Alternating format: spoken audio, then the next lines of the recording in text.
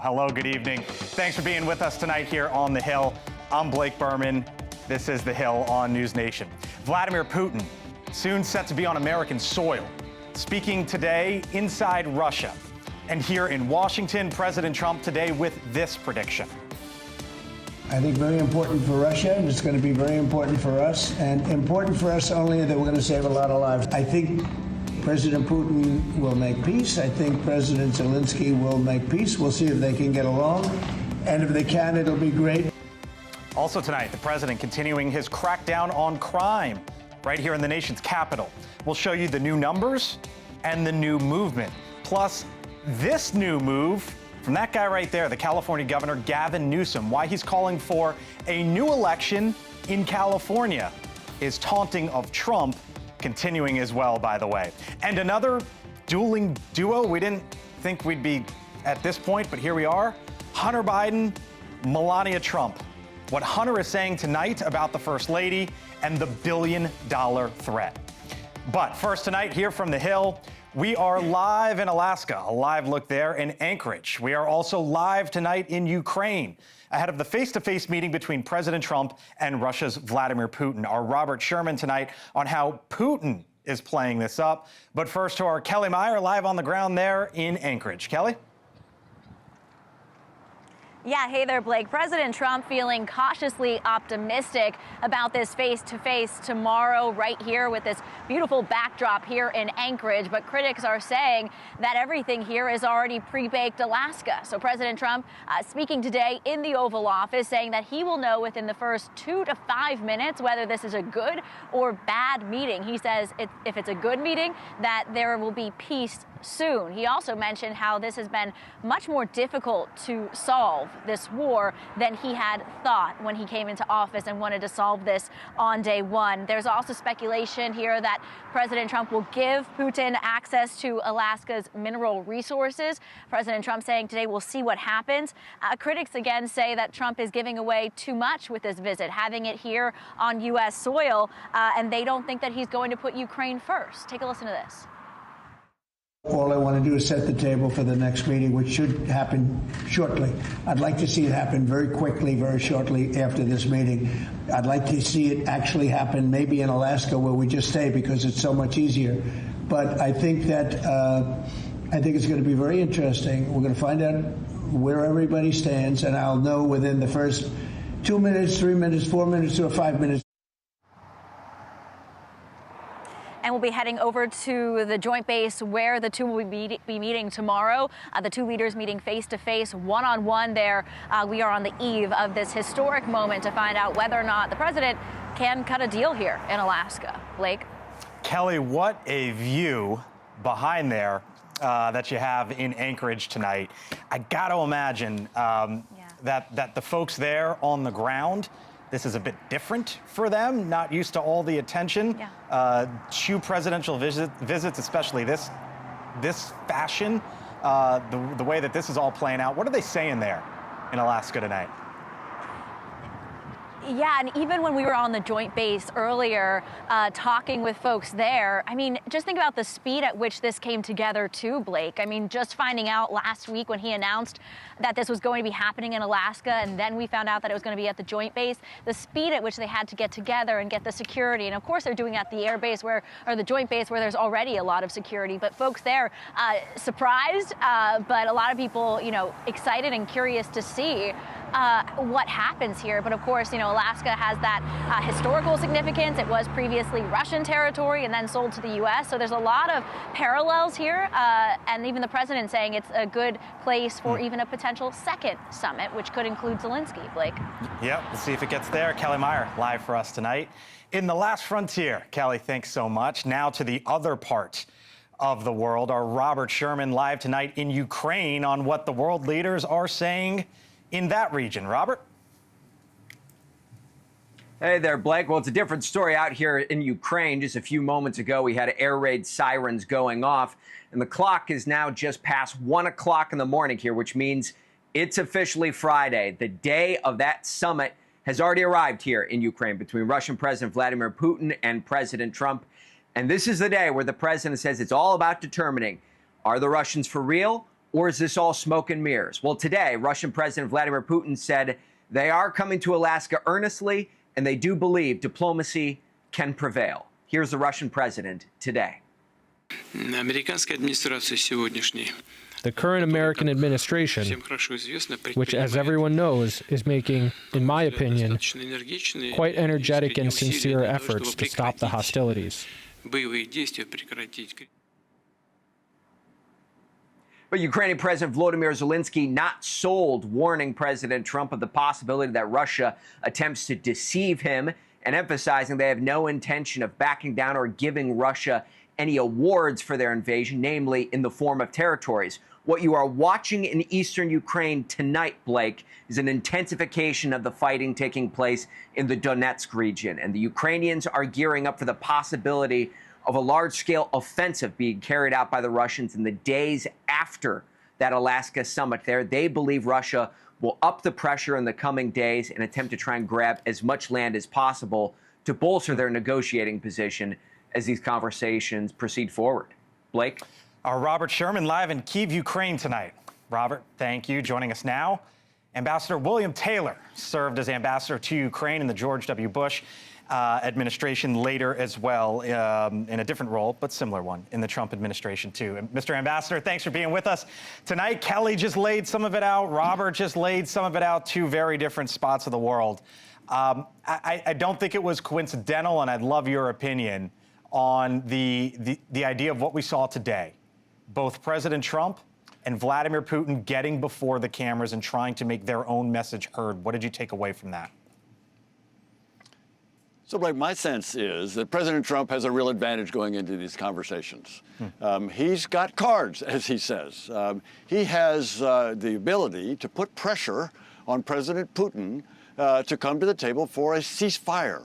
That's what we're looking for. That's what President Trump has talked about getting, is a ceasefire. Stop the killing. These other things on territory, those or other issues like reconstruction and compensation and accountability and returning all the prisoners of war, those things need to happen as well, but they are only discussed with the Ukrainians. But you don't expect, you don't expect a ceasefire to come out of this conversation, though, right? I expect President Trump to be putting pressure on President Putin to, yes, come to the table to negotiate a ceasefire. A ceasefire is complicated. It can't be done in one meeting, but it can be a commitment. And I think President Trump has the ability to push Putin to do that. And as he says, Trump says, he'll know within 5 minutes whether Putin is there. And if he's not, then the sanctions come. So you believe that the president will know within moments. The president believes that he'll know within moments as well. But he also suggested this today. I want to roll it and get your reaction on the other side. The more important meeting will be the second meeting that we're having. We're going to have a meeting with President Putin, President Zelensky, myself, and maybe we'll bring some of the European leaders along, maybe not. It's I don't know that it's going to be very important. We're going to see what happens. And I think President Putin will make peace. So what's the goal here? Is it to make progress, or is it really to have this meeting, to set up a meeting to actually put Putin and Zelensky in the same room together at some point in time? The goal, Blake, has to be a ceasefire. And President Trump can get Putin to agree to come to the table to talk about a ceasefire with President Zelensky. So the meeting with President Zelensky is going to be important. A ceasefire, by definition, has two sides. You have to have both sides there. And any conversation of where the ceasefire is going to be has to be with the Ukrainian president. So I think President Trump's exactly right. The more important of the two meetings is the second one, where you get Trump and Zelensky and Putin in the room. When do you think that happens? I know I say when, but if/when. When would that be? I listened to the president, that he says maybe right away, maybe do it right there in Anchorage over the next several days. No idea. So you think he could stay and they could fly Zelensky in and they're all sort of there for a couple days? Maybe, I don't know. You could be right, but I will tell you that it's not easy getting in or out of Ukraine. So if President Zelensky right now is in Kyiv, I'm not sure he is, but if he is, he's got to take an overnight train to get to Warsaw and then fly to Anchorage. So it takes some work. Here was the president today speaking. He made those comments in the Oval Office, obviously. He also gave a radio interview today. Want to get your reaction on the other side. It's like a chess game. This meeting sets up the second meeting. But there is a 25% chance that this meeting will not be a successful meeting, in which case I will run the country, and we have made America great again already in 6 months. So he's basically given this, Ambassador, sort of a 75-25 shot in his view, if you sort of take away from what he said there. You think that's right? 75% chance of getting Putin to sit down to talk about a ceasefire. That's a pretty good percentage. That's good. 25%, Putin says no. And then President Trump has the decision how to push him to the table, how to push Putin to the table by putting these sanctions on that he's talking about, by providing more weapons to the Ukrainians. President Trump has the ability to end this fighting, end this killing, and it's going to take pressure on Trump, on Putin. And Trump will know whether it's going to happen very soon. We have a graphic here. Ceasefires violated by Vladimir Putin. It's a story that is that's fairly common, and you know this, Ambassador. But for all the talk about Vladimir Putin and what he may or may not do or should do or could do and what this discussion might be like, you know Vladimir Zelensky fairly well. You've had some interactions with him, as I understand it. What do you expect out of him in the coming days? President Zelensky, whom I know reasonably well, I've had many meetings with him, he has made it very clear that he needs a security guarantee, real security guarantee, if he signs a ceasefire.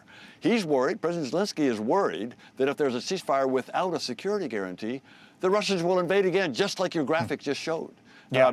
They point to 17 different violations in the Minsk agreement. So President Zelensky needs a security guarantee from the Europeans who are talking about it. The Germans, French, and British are talking about a coalition of the willing to put troops on the ground, Blake, in Ukraine to enforce a ceasefire. That could happen. The obvious question, if Vladimir Putin gets one from American media tomorrow, is if there is some sort of a ceasefire, why should anyone trust that you will abide by it once Donald Trump is out of office 40 months from now? I'll leave it there. We'll see if he's asked that and what he may or may not say. William Taylor, former ambassador to Ukraine, thanks for being with us tonight here on the Hill. Thank you, sir. Thank you, Blake. Of course, special coverage, by the way, of the Trump-Putin summit. Tomorrow, it all starts 6 o'clock Eastern right here on the Hill, followed by Elizabeth at 7, a 2-hour special of On Balance with Leland at 8. Then I'll be back 10 o'clock Eastern, take you to midnight tomorrow night on a Friday night.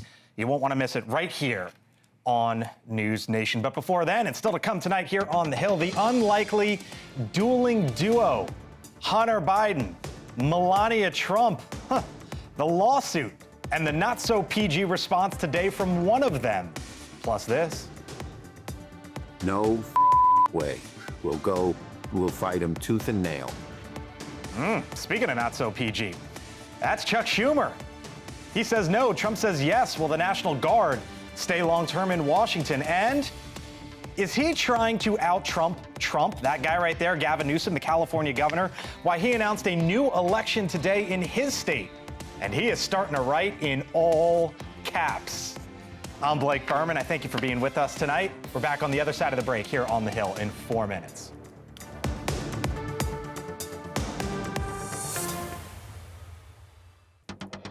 All right, welcome back tonight. First Family's feud.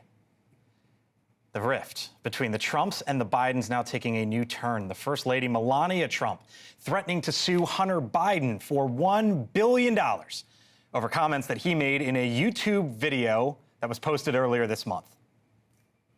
Well, they knew each other well.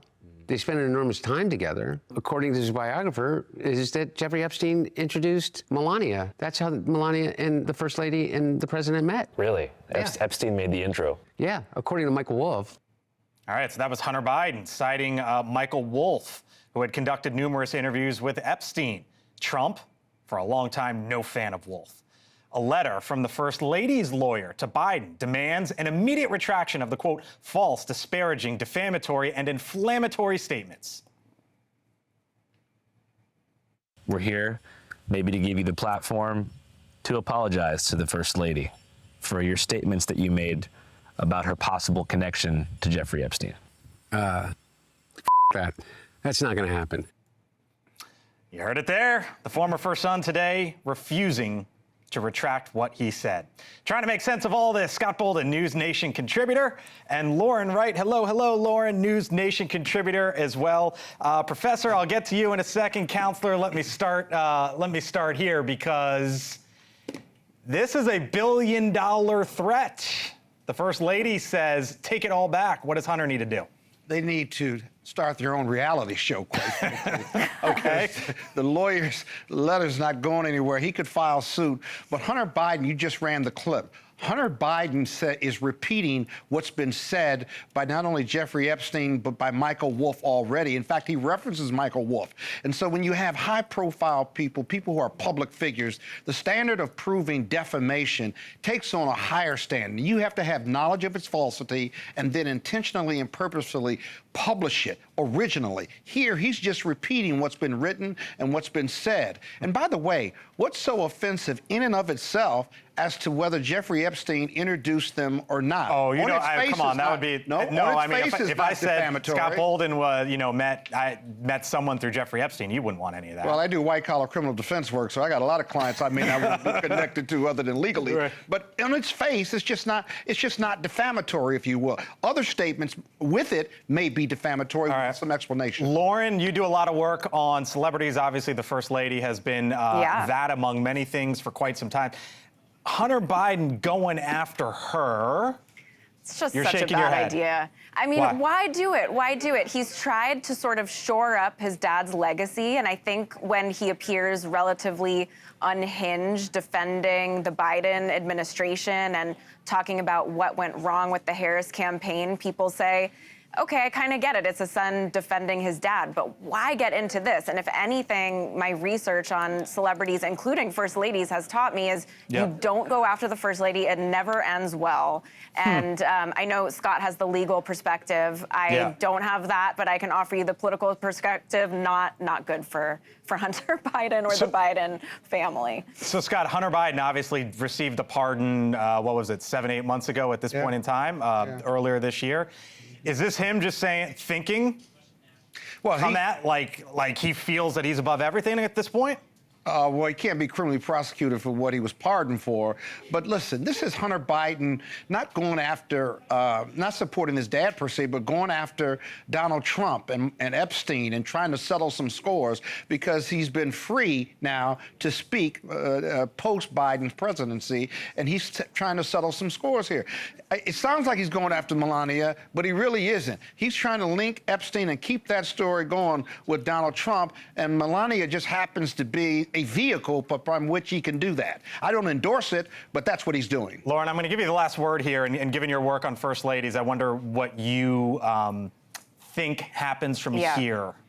Well, the thing people misunderstand about First Ladies is they think there's some kind of benevolent volunteer outsider. I mean, this is the person that shares the life of the President of the United States. It's the closest person to him, no matter how you slice it, with the most information and the most access. And they are astute political actors, whether they make mistakes, and Melania Trump has made many in her first term and perhaps will in her second, but they're more popular than the president. They get, they get sort of some grace when it comes to public opinion. It's just not the sort of person that you want to tango with, I guess is how I put it, Blake. Hunter, Melania, didn't think we'd be here, but here we are. Something for everyone. Something for everyone in this story. Here we are. I'm glad to be with Lauren and Scott. Scott, catch you later in the show. Lauren, thank you. Talk to you soon. I'll see you, Lauren. Bye. All right, still to come tonight here on The Hill. Tense moments. This just happened several minutes ago, just down the road from us here in Washington. Federal authorities clearing out homeless camps. This could be happening more and more throughout the evening, we are hearing potentially. What's happening in Washington at this moment? Live on the other side. Plus, the president says this town is cooking the books when it comes to crime. Whoever it was, they asked the numbers to be fudged so that it would show less crime than the fact. The fact is, it's worse than it's ever been. And out west, Gavin Newsom. The feud escalating today with the president. Newsom now is trying to out-Trump Trump. I'm going to show you it, what he's saying and what he's writing. Stay with us.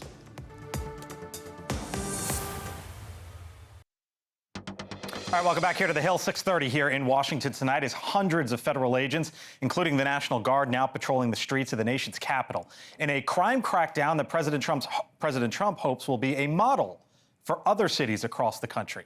The president is accusing his critics of fudging the numbers. And sadly, what I guess the mayor did, but whoever it was, they asked the numbers to be fudged so that it would show less crime than the fact. The fact is, it's worse than it's ever been.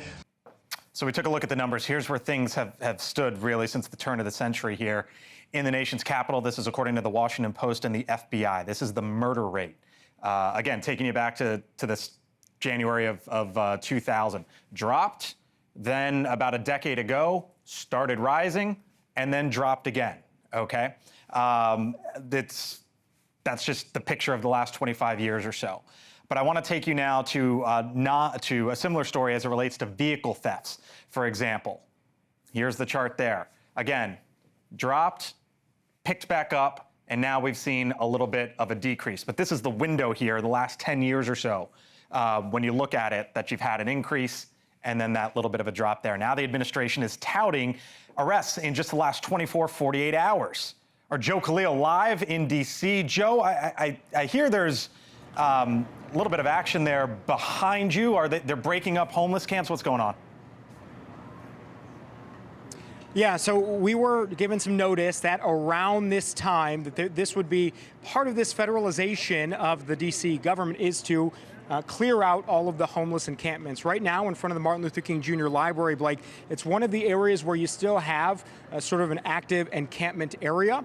And just a couple of minutes ago, we saw law enforcement in pretty big numbers come over this way and actually start to at least alert people that this was happening. There was a van that just left a minute or so ago. It was a shelter transport van. At least 2 people got into it. You can see all of the law enforcement vehicles behind us. This is all DC Metro. There were also some health officials that were here and that were explaining to some of the people that are out on the streets here what their options were. We talked to one homeless man who told us that his options were not great. He doesn't want to go to a shelter.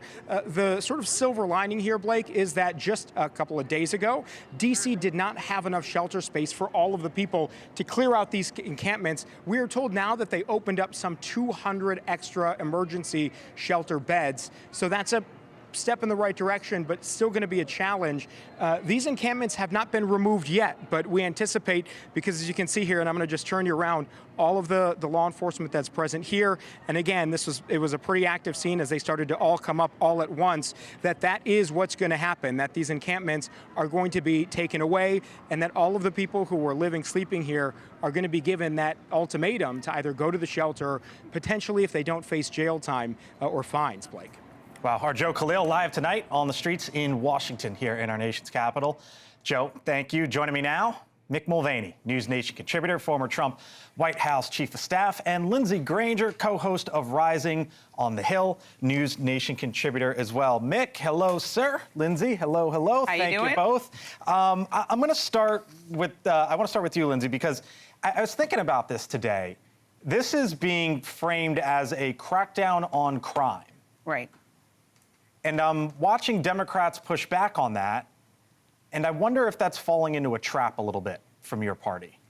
Well, I'm hearing that people are, constantly responding with that the crime is not out of hand, looking at numbers, but you cannot compete with people's feelings. So people who live here have said, multiple people, that they feel uncomfortable with where crime is. And I've seen some of that happen with friends of mine. But I think that when you're risking over-policing and thinking about what you're doing in neighborhood, like eroding trust or opening the door to programs like Stop and Frisk, where naturally we saw that certain things happen that lead to racially profiling folks and different circumstances come up from doing these kind of things, you have to be very careful about what actual strategy you're putting in place. And I think that Muriel Bowser has done a good job of saying, yes, we would love the help, but I think it would have been way better if President Trump had gone in and asked, did she want the help and how, and maybe provided some solutions first, like community policing or like finding homes to put all the homeless people in and not finding 200 slots like we just heard Joe Khalil say, instead of while you're in the middle of kicking them off the street and pushing them to Virginia. So I think there's a lot that could be handled differently here. Mick, this is obviously the focus right now is Washington,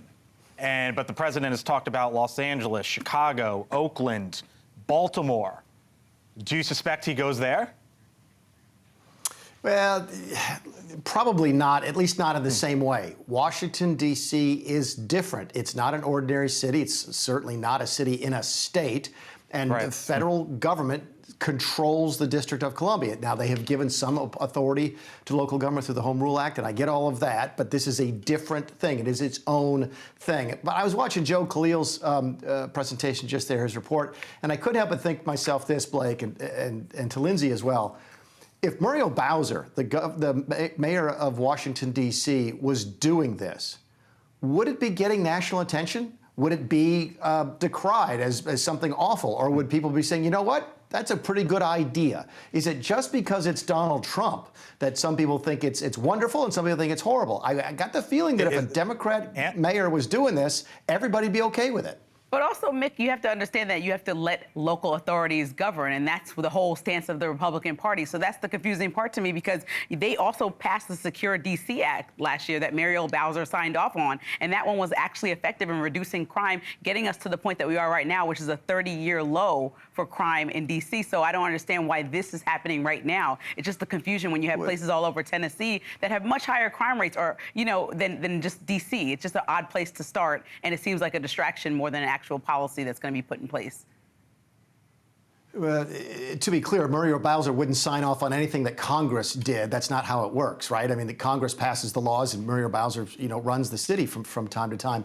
But the reason it's different than Tennessee, I think, Lindsay, is because it's Washington, D.C. And what the federal government can do is different here than it is every place else. You've already seen Donald Trump say, look, I know I can only do this for 30 days. I got to go back to Congress after this. I hope they give me more authority, et cetera. I don't know if they will or not, but this is its own thing. It's one of the things we don't teach anymore. Since we don't teach civics, people don't know that Washington, D.C. is different, but it just is. All right, well, maybe I don't know if they teach economics anymore. Mick, I want to take a U-turn here and make you chuckle, but I think I'm about to make you frown, because this just popped. Totally different story, but it just popped this afternoon. Show the headline. This comes from Bloomberg. Trump administration said to discuss taking stake in Intel, a deal that would shore up Intel's planned facility hub in Ohio, and the government would have a potential stake in the company, the size unclear. And I'm sitting there, Mick, and I'm going, wait a second. We cover Zoran Mamdani on this show a lot. Democrats and part of the Democratic Party want city-owned grocery stores. Now part of the Republican Party wants federal-owned Fortune 500 companies? That's both sides coming together. Let's take the Bloomberg story at face value and assume it's true. So it could come out tomorrow that the administration denies it, but let's assume it's true. It's insane. It just is. It's government ownership of the means of production. The last time I checked, is part of the definition of socialism. Well, that's what Zoran Mamdani's talked about. That's exactly right. It doesn't make a difference if the government wants to own a grocery store, or if the government wants to own a critical minerals mine company, or if the government wants to own a chip company. Government ownership of the means of production is socialism. And one of the things I worry about with my Republican friends is, folks, when you go to attack Zoran Mamdani for being a socialist, and he turns around and says, you're doing the same thing, what are you going to say? Oh, chips are different? And then have him say, well, what's more important, chips or food? I mean, we lose on this argument. And again, to your point, I know you said it tongue-in-cheek, we don't teach economics like we don't teach civics, so people don't know what socialism is. But I got news for you. This is what it is. I'll give you that. And Trump has publicly condescended the CEO of Intel, so it's interesting to do this kind of 180 and then also watch how they're going to move forward with this conversation and how you defend it. I think when I look about it, the first person I thought about was Joe Rogan, because he's somebody who supported Bernie Sanders, and then also, switch parties. And people say the biggest switch is easy from someone like that to someone like Mamdani, and then somebody like a really extreme Republican. So maybe I'm starting to see the connection more than the Republican Party wants to admit. I'm just pointing out the similarities here. This is a report, but the Pentagon has already taken a stake in another company, MP Materials, so it's not crazy to think that this could happen. By the way, Intel, a $100 billion company, the stock popped during the market and after the market about 10%. That is a $10 billion or so move. Mick Mulvaney, thank you, sir. Appreciate it. Lindsey Granger, see you on the other side. Still to come tonight here on the Hill. Is it California screaming? It's not complicated. We're doing this in reaction to a president of the United States that called a sitting governor of the state of Texas and said, find me 5 seats.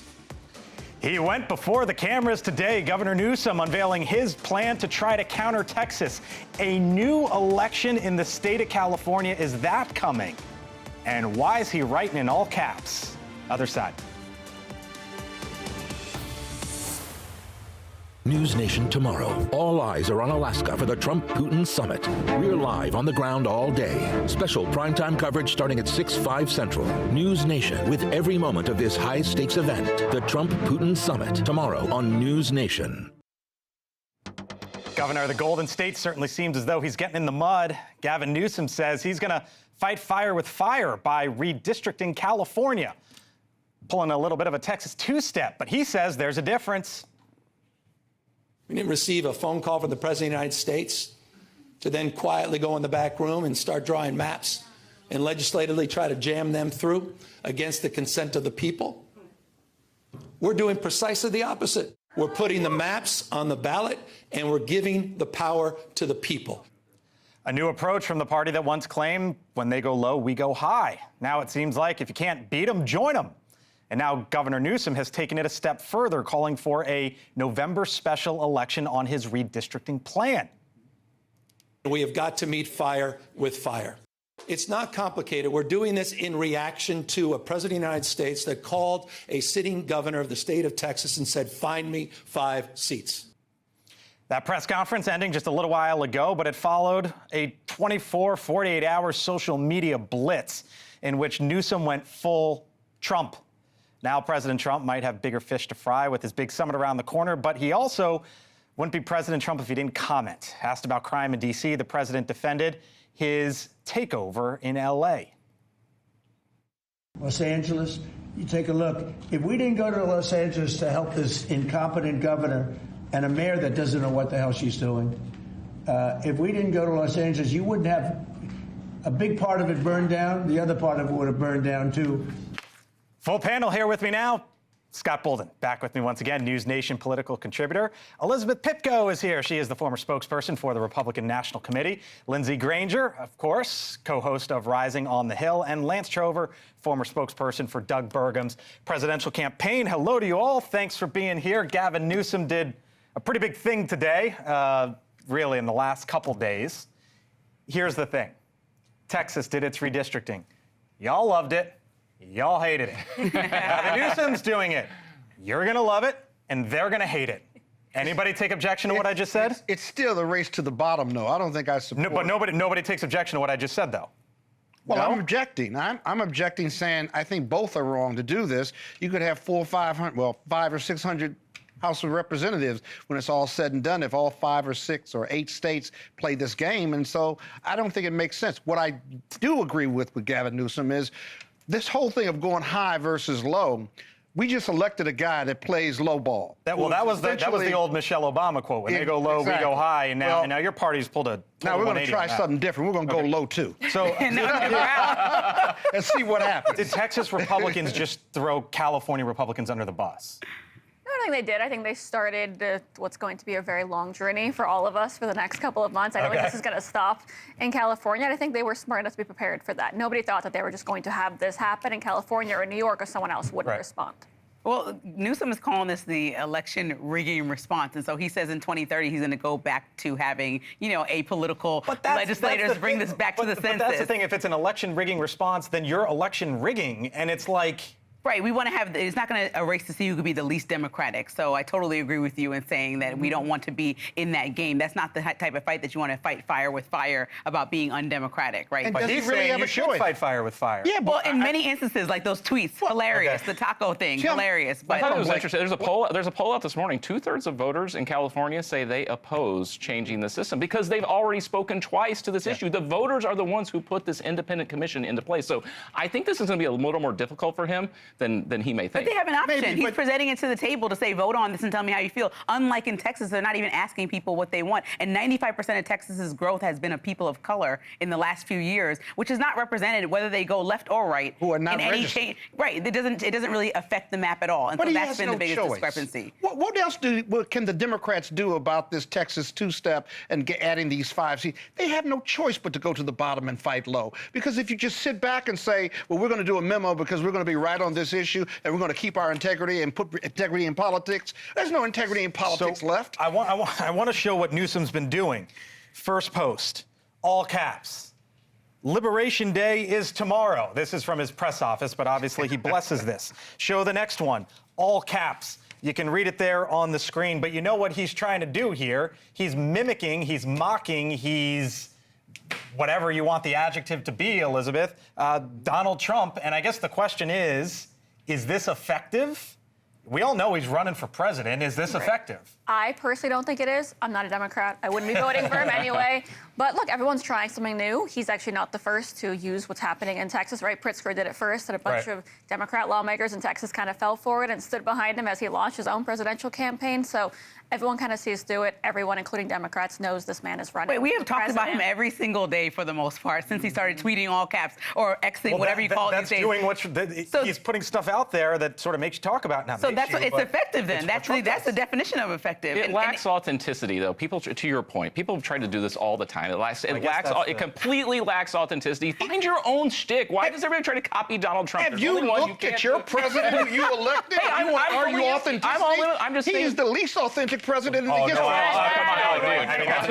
Well, this is who he is. Whether you love him or hate him. He is the most authentic. That's my whole point. But here's the thing. Gavin Newsom, he's trying to run for president, but what he's going to find out is, and he's going to go through this whole thing, I said this to you off camera, I don't think he's liberal enough for the party. So he's going to be one of 50 other people running for office, but this party is moving into the Mamdanis of the world, not Gavin Newsom. That's what he's going to be up against next year. 80% of America is between the far left and the far right. You just hear more about the far left and far right. Most of them are in the middle and want the basic and put basic services and prices down and a strong economy to educate their kids and get good health care. That's where America is, and that's where Newsom is. And I do agree that why Mamdani has even gotten popular was because he spoke to the same exact issues that President Trump did in a totally different way, right? Total different policies, but they both spoke to touching the pocketbook, to helping people bring down credit card debt. He's a socialist. In the last segment, you could argue what is Donald Trump? He may not be a socialist, but he's a lot of other things. With intel and everything. I'll give you the last word here. So much to say. Look, I think you're right that 80% of the country is not there. Unfortunately, 80% of the country, the ones that are focused on putting food on the table, that's not who votes in primaries. And primaries are really based on far left voters and far right voters electing who they want. I do not think Gavin Newsom's going to win. And you said it's effective, right? He's getting attention, but that's the reason people are looking into him and why he's not going to win. On Kalshi and Poly Market, which are the betting markets, Democratic nominee, Newsom at the top in both, 20% on Kalshi, 19% on Poly Market. Thank y'all. Appreciate it. That means I'm right, right? Leave it there. Other side of the break, a big milestone today, 90 years of Social Security. The president marking that as well. You just heard from the left and the right. I'm going to tell you on the other side of the break why the left and the right are very much involved here. And coming up on Elizabeth Vargas Report, she'll be talking to the independent journalist Michael Schnellenberger about homelessness. You just saw that Joe Khalil video, what's going on here in Washington. That's coming up 7 minutes away. My take and what is trending on the other side of the break. All right, if you're just getting home, trying to catch up on the day's news, here's just some of what is trending right now on thehill.com. First one is obvious, right? About 24 hours away until Donald Trump and Vladimir Putin face-to-face, Anchorage, Alaska. Our coverage tomorrow, of course, you're going to want to check that out. Next story here, really two stories that are not going away anytime soon. Jeffrey Epstein battle set to reignite in Congress. You're going to start to hear more of this in the upcoming weeks. And then how about this one? Anna Paulina Luna says lawmakers have evidence of, quote, interdimensional beings. To check out those stories and more, all you have to do is scan the QR code on your screen or head on over to thehill.com. All right, time for my take now. And you can make it 90 years for what's been described for a while now as the third rail of politics. The Social Security Administration, check this out, posting this photo today of Ida Mae Fuller of Ludlow, Vermont, receiving the first Social Security check. that security blanket for so many, now up and running for 9 decades. President Trump in the Oval celebrating that today as well. Americans paid into the system, and they deserve leaders in Washington who are going to protect the benefits they've had and protect Social Security. Now, I mentioned the third rail of politics. Trump today trashed Joe Biden for the state of the system. Democrats want you to believe that Trump is gutting Social Security. But here's the reality, as this is way too important for so many. This is the reality. If nothing changes by 2033, the Social Security Trust Fund starts to run dry. It means benefits will be somewhere around 80 cents on the dollar. I went back and looked at it today. The prediction at the turn of this century, so 25 years ago, was that wouldn't happen until 2037.